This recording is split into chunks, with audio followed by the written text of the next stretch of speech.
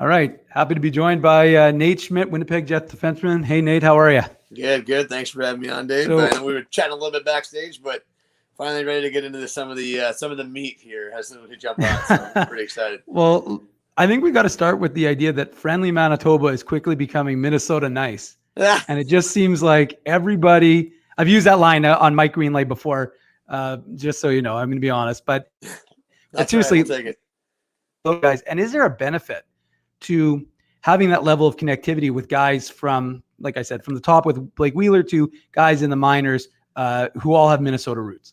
Yeah, I think anytime you can have, the web of hockey, you weave it and have those types of, connections with guys that, when you come in, it just helps with comfortability. And then when you first come into the locker room, hey, there's a familiar face. That's Paul Staz. I know he's not a Minnesota guy, but for me, like that's Paul. Or Neil Pionk and I have been playing together. Or no, we just brought in Austin Pagansky. Him and I went to the same high school. Never played together, but now we train together and and spend a lot of time in the summer together. So you have these types of things, and you look at how, and we're close to home, and that makes a big difference. Or, mom and dad and family, people want to come up and visit. And, hopefully we can do those things this year. But it makes it a lot easier when you have that type of familiarity, knowing that, I know a lot of guys that are from Winnipeg too. It's just kind of that they're all kind of cut from the same fabric, right? Your Cody Eakins, your Ryan Reeves, these guys that you've played with before, as well as all your Minnesota guys. That same type of fabric, that same type of mold of people, it makes your transition just that much easier. And, you're from St. Cloud, Minnesota, which is only a 6+ hour drive. It depends on how fast you go. But my dad's driving. I think it's probably a little quicker than that, but Google Maps says 6 hours. So we'll go with that for legality's sake. But just in terms of like that idea of being, this close to home and allowing your family to be, like you said, provided everything's good and things open up. Yeah. How nice will that be for you to be able to have the ability to have your family come up and watch you play games, and B, if you need to get down here, you have quick access to it.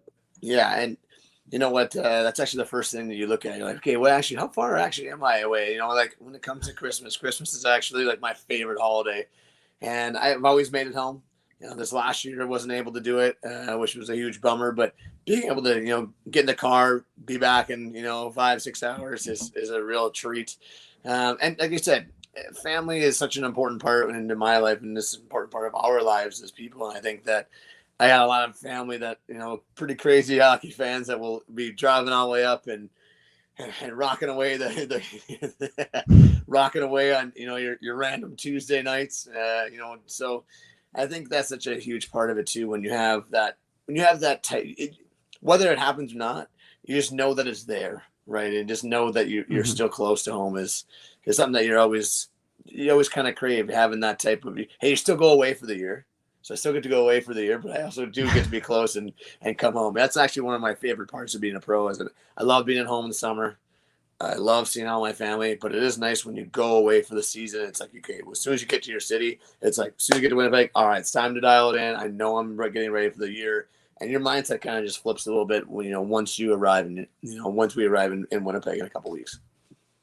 And it's only been about a month or just under a month since the trade went down with the Canucks. And so how is it from a mentality standpoint for you thinking that you're a Winnipeg Jet for like the next 4 years? Yeah. You know what? At first, you look at things, you're like, wow, what can happen? Where am I going to slide in? Where are we going to live? All these things. But we alluded this a little bit before, that familiarity with your team, with the organization. They've been incredible. And I'm staying at Cody Eakins' house when I first come up, so I don't have to worry about, where we're living and what we're doing. So, having that time now to reflect back on it and say, man, this is a team that's going for it. Here's where we are, here's where we want to be. We want to, there's only one team up here. It's Tampa Bay Lightning, the back-to-back champs, and that's where we want to be.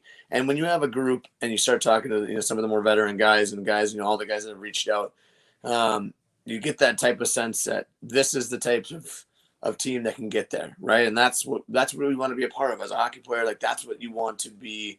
You want to dive yourself into, just jump in. And just from the very beginning, understand that this is our goal here. We're not, going through a rebuild. We're not going and trying to, finesse our way through the season, just kind of depending on what we are. Are we buyers at the deadline? Are we sellers at the deadline? No, like we're going for it. And that's, like I said, that gets you excited. That gets, it's a motivation factor.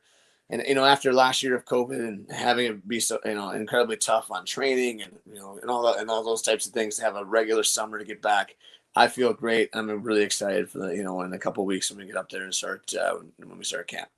What is your off-season training regimen like? I know you said like you were up cutting lumber or cutting wood up by your property in Minnesota I think the Jets, when we did the initial interview with you. But what is it like for you when you kind of, the season ends and you get a chance to kind of come back home to Minnesota, and what sort of things do you do to get away from thinking about hockey?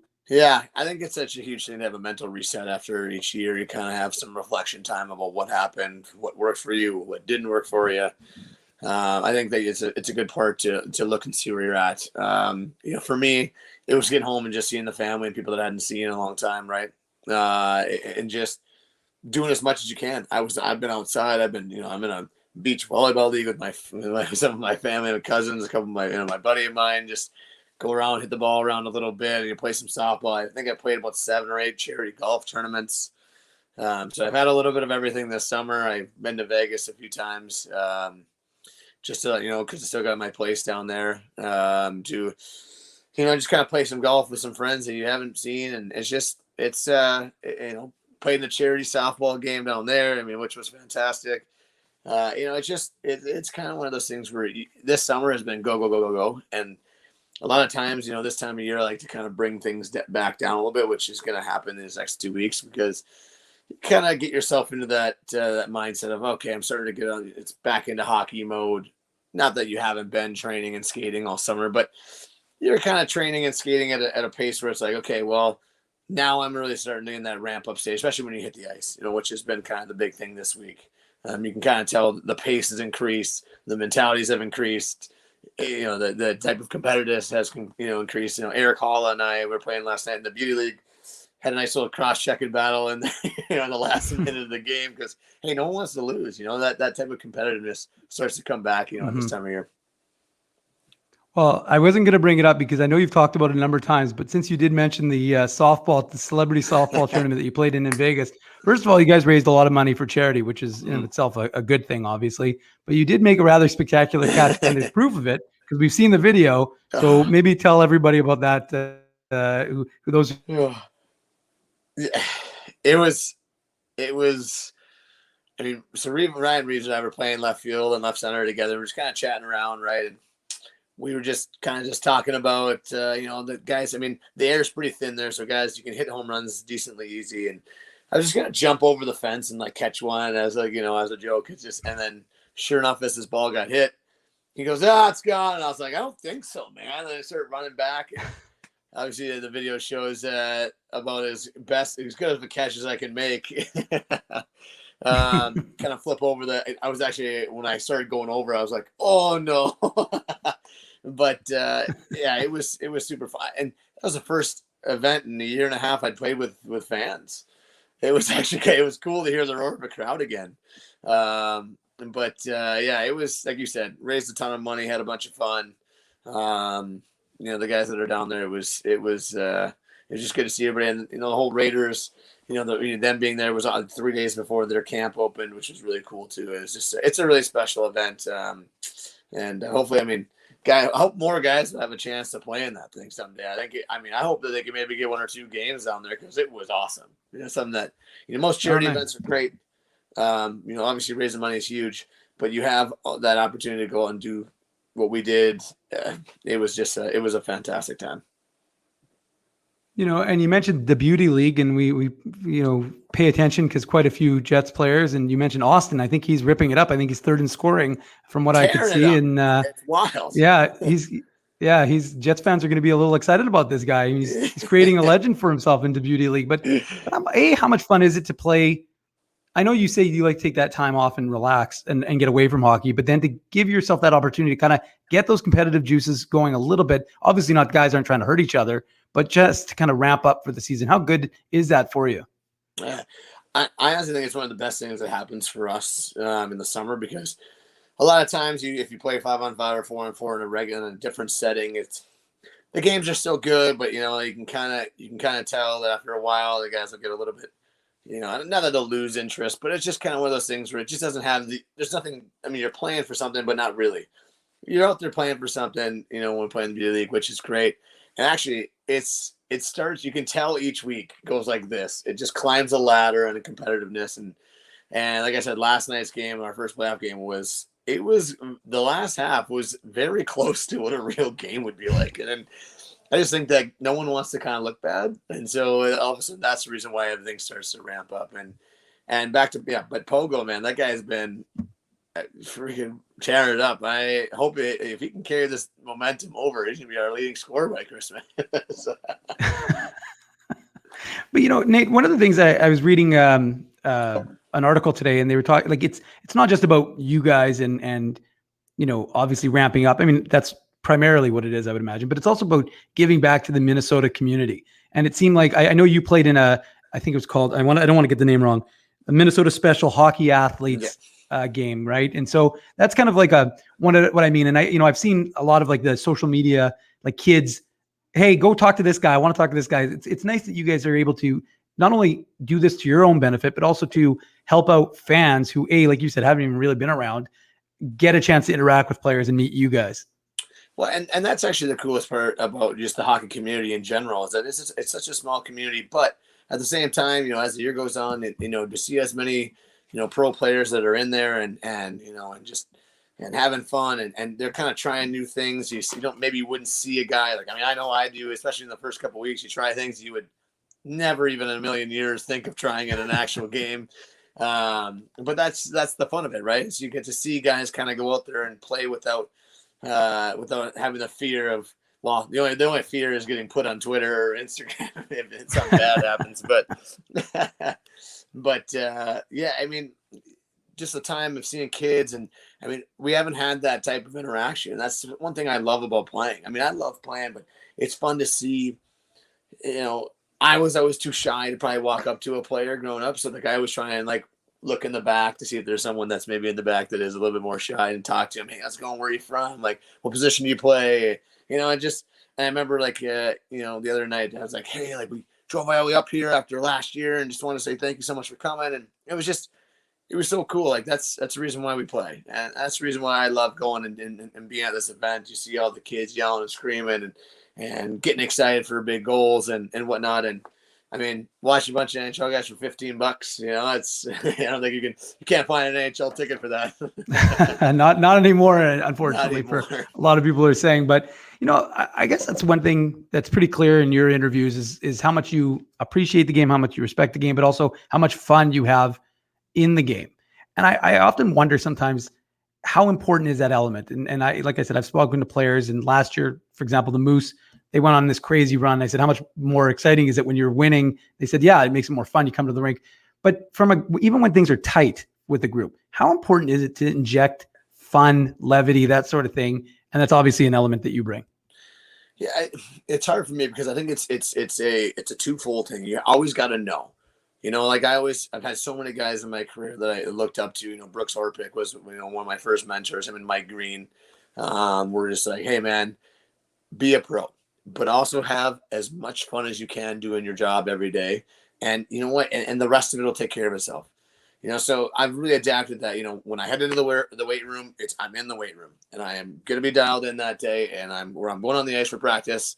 If I'm really got to work on something that day, it's like, okay, I'll dial in for that. But I really want to have fun while doing it, because at the same time, let's just say the team doesn't play very well or you're not playing very well and you start, it's that mental battle of going back and forth of, oh, I'm not playing well, but I can't really, I don't want people to see that, I'm doing this or that. Or, for me, I just think that those times in your day when work isn't going well or things are hard, it's really tough to kind of bring that positive, but that's the stuff that brings you back.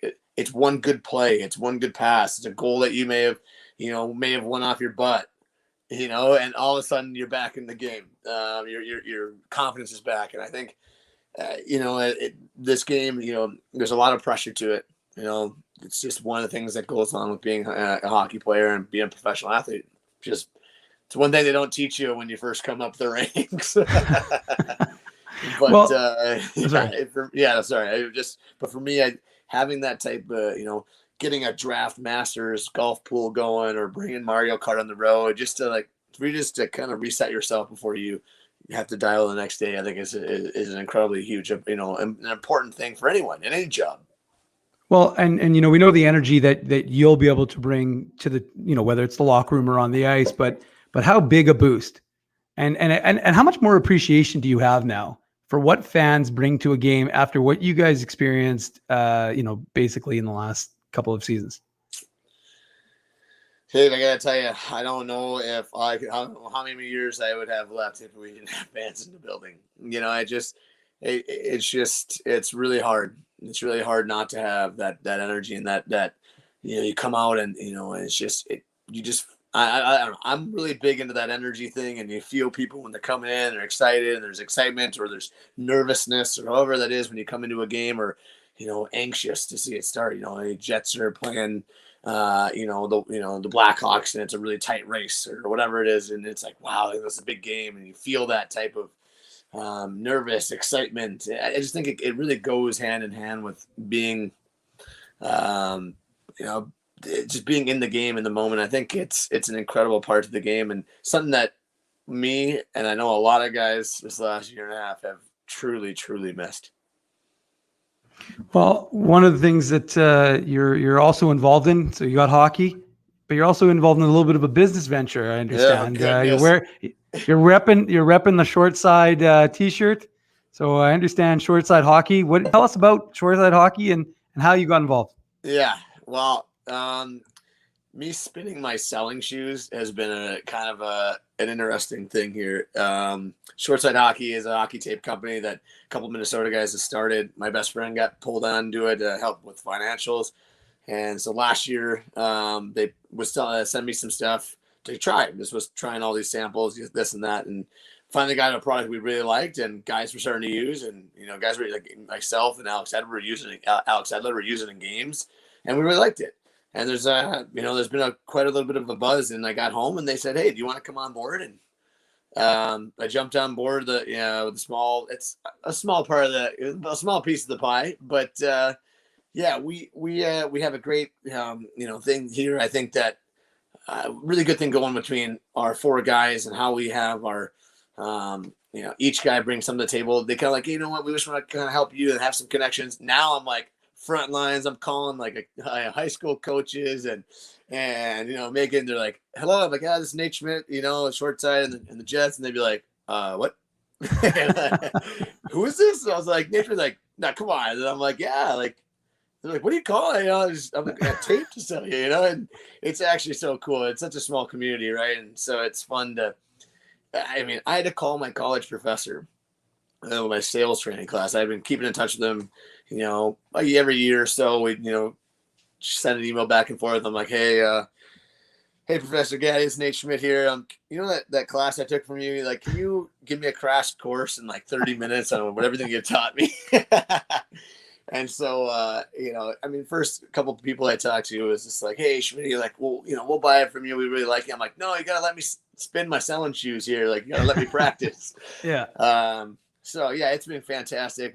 I really like our product. A lot of our guys, the Beauty League, have been using it. We actually sponsored the Beauty League for the playoffs just to get some tape into the guys' hands. And it's actually been a lot of fun. There's been a lot of buzz about it, and we're very new, but you know what? We have got some good momentum. Well, so, and help. Well, for sure. And like, it's a new venture, right? Like it doesn't take away from your what you're doing really from hockey, because really it's kind of part of hockey. So yeah. It's kind of allows you to kind of kill two birds with one stone. I know you're not supposed to say that anymore, but it's true, right? So like it allows you to be in the room and you can say, hey, Blake Wheeler, do you want to use some Shortside stick tape? Trust me, you bet your bottom dollar there's gonna be stuff in every guy's stall when I first get there. Be like, hey, you guys should try this out for me, and then we'll go talk to Jay and see if we can get it in the locker room. But no, it's like I said, and for me, you're only on board with the product that you'll use and you actually believe in, and that's kind of the one reason why I wanted to hop on, because I believed in it because I was trying it out. I saw what it was to what it became. Once we finally worked out all the kinks and all that stuff and all that good stuff. But the four of us are just we're small. One of the guys runs all the stuff out of his spare bedroom. We sell all the tape and all the apparel out of there. So we're small, but we do have a long ways to go. But we're excited about it. And we're trending though. We're trending in the right direction. Now, Yeah. Here's the question though. I believe if I looked at your stats correctly, you had at least 3 goals in the beauty league. So are any of those short side goals? Yeah, I would say I'm pretty sure all of them are, because as the guys have been saying lately, it's a lifestyle. Once you put that tape on your blade, it becomes a lifestyle. And it's kind of, like I said, it's kind of become a mind of its own. So it's been fun, just being around the rink and having something. And this is what I always wanted to do, right? I mean, my mom and dad, did gas stations, convenience stores. Started with one. My dad called them. They were called Schmitties, and right around central Minnesota. So he got up to about 15 or 16 of them until I got to be able to and so we've gotten a little older. Now he's down to, I think, 2 or 3 now. But it was just so much fun seeing someone go through that. I was there. I was painting the gas islands. I was cleaning the car washes and stocking the coolers, and kind of at the ground up and watching my dad do it with me, and it was really fun to watch him build his brand and build his business. And I was like, I always wanted to try that. I always want to be a part of something like that. And with Shortside, I thankfully gotten that opportunity. Yeah. And you, like you said, it's kind of like at the forefront, right? Like you're just starting out and you'll see how it goes, but it is always fun to be part of something and seeing it grow and getting an opportunity to kind of help with that process. Yeah, it's kind of like you right now, like with you and your, back was 2009. I think you said you guys were 2009. Yeah, 2009. I mean, how think about where you started to where you are now. I mean, got any tips for a guy? I'll have to do it all. I'll have to do some consulting off the side. I don't want people to question my impartiality. So that might have to be a side gig, side hustle. Yeah, it's a small consulting fee, right? It's a small fee.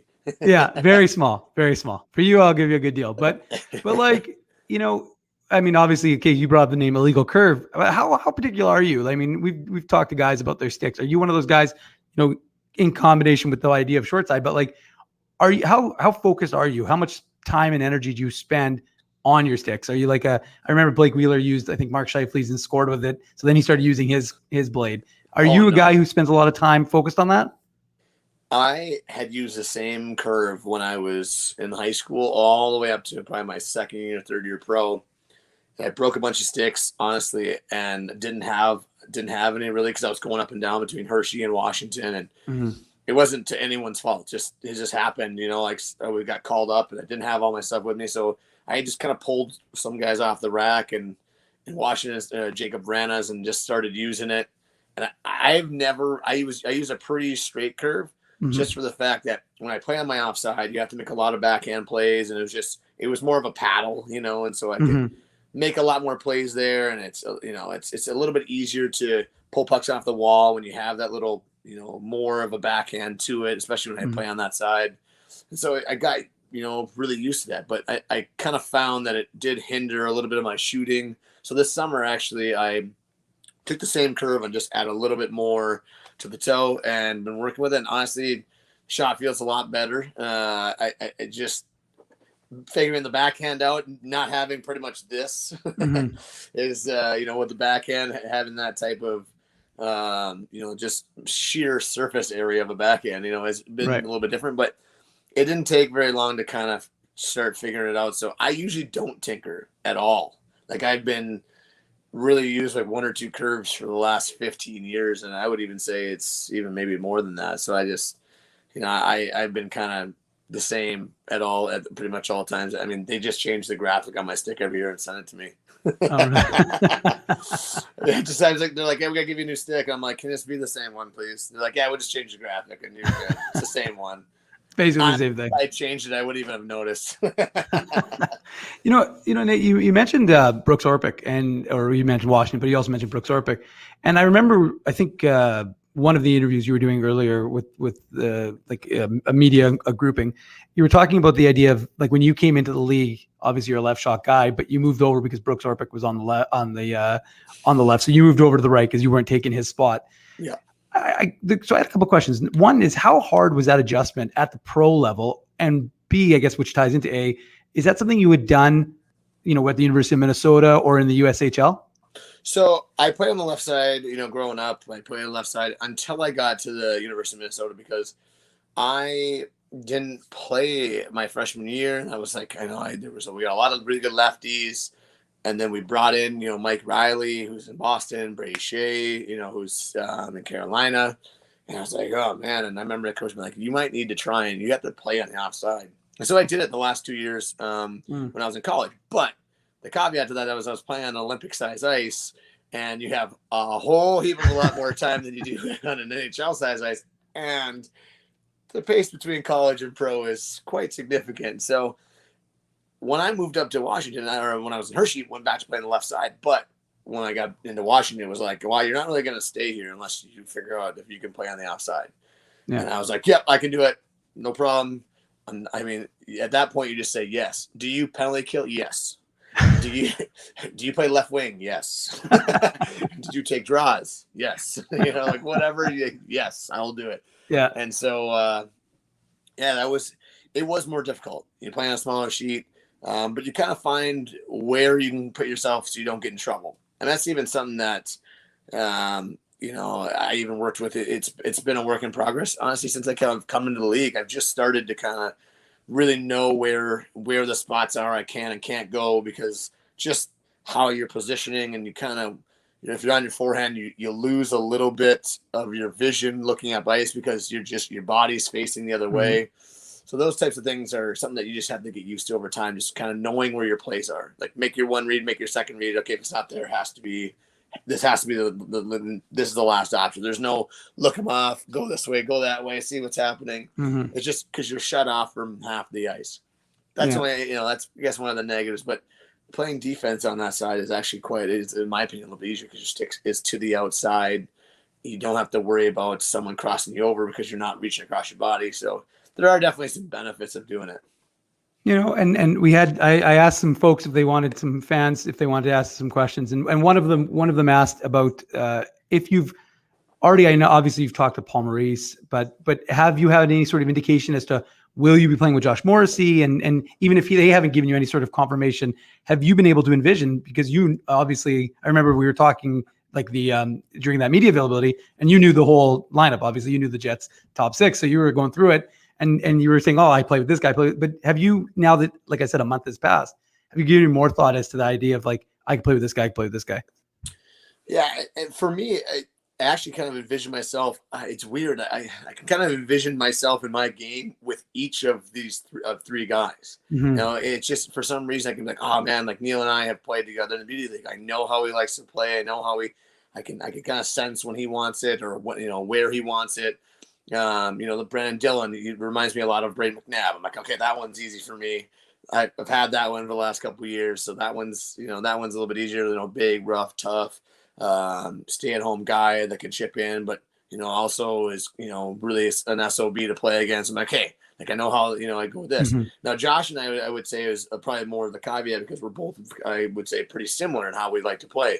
And so, you look at yourself and like, oh, you know what? we could do this, especially if I play on the right side with him, which a lot of times when I play on the right side and being able to kind of adapt and adjust yourself up the ice where you can kind of hit him underneath, I think it's a really kind of a cool thing that kind of has been popping and percolated in my mind a little bit, and having him, kind of catching, because for me, I think it's so cool when D-men are second wave and they catch pucks underneath the rush and can go in and kind of weave their way and either kick out or, create those extra 3-on-2s. I think it's such an important part of the modern day defenseman that can jump up and be that kind of that second wave, but also have that attack mentality through it. Okay, well, we got the last one for you, and it was about the USHL. It was about your time in the USHL, and the person was wondering, why did you have 81 penalty minutes in that 1 year in 2009-10 when every other year you've been consistently under 30? See, I told you, Manitoba fans, Jets fans are they do their research. They know what's going on. Well informed. I wouldn't call myself a goon by any means, but our team was incredibly tough. And so it allowed, it happened all the time. I'm pretty sure I was involved in 5-6 line brawls. I probably got kicked out of 2 or 3 games. Like, it was, I mean, I think I had about 4, 5, 6 different fights that year. Like I mean, that's why I don't know if you can see it. That's the reason why I got the scar over here. Yeah, I mean, I think I crunched a guy from behind one game. We were down like 8-2, and he like tried to like reverse hit me, and I just didn't move, and he kind of like hit me and blew himself up into the boards. And then a kind of a melee ensued, and so I'm pretty sure I walked out of there with like 17 penalty minutes. So I had quite a few. Like, you know, I mean, our team was tough, really tough. Like we got guys from from WHL like to come down and play for us. It was you know, like we started a game. So right after I hit that guy, we played him 3 days later, and they're like, "You got to start. And you're probably gonna have to, you know, get one of their dummies to come grab you, one of their meatheads to come grab you."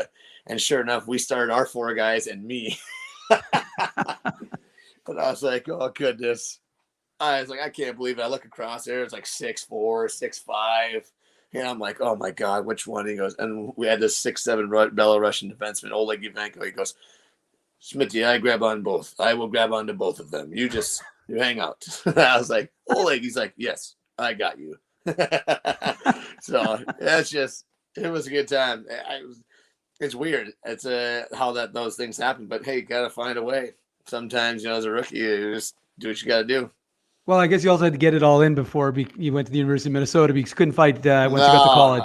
I always had. Not that I was ever like a big fighter. I mean, I only have 2 pro fights.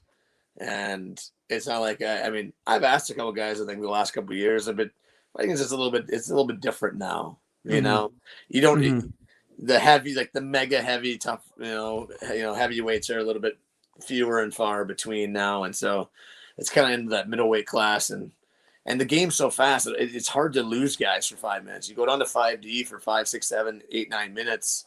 You know, it kind of takes a toll on you a little bit, you know. So it's a lot harder because, you know, there's no, you know, really breaks in the game. We're playing against, you know, when I first came to the league, it was like, oh, you play against the fourth line. Oh, it's just a bunch of tough guys just trying to run around a little bit, or some veteran guys that are very good defensively on the PK. But now it's up and down the lineup. Everyone can skate, everyone can move, everyone can make plays. You always got to be on your toes. Well, you'll be on your toes in Winnipeg in the next few weeks. Enjoy the last few weeks in Minnesota. Thanks. Good luck in the Deputy League playoffs, and good luck with Shortside. So Jets fans, Moose fans, people in Manitoba should be keeping their eyes peeled for Shortside stick tape, correct? That's right. Go shortside.com. We'll see you guys there. But no, thanks, Dave. Really appreciate you having me. Jets fans, I'm excited to see you guys in a couple of weeks. Let's pray that we all can get inside the rink safely and in the most capacity we can. Perfect. Thanks, Nate. Appreciate it. Yeah, thank you.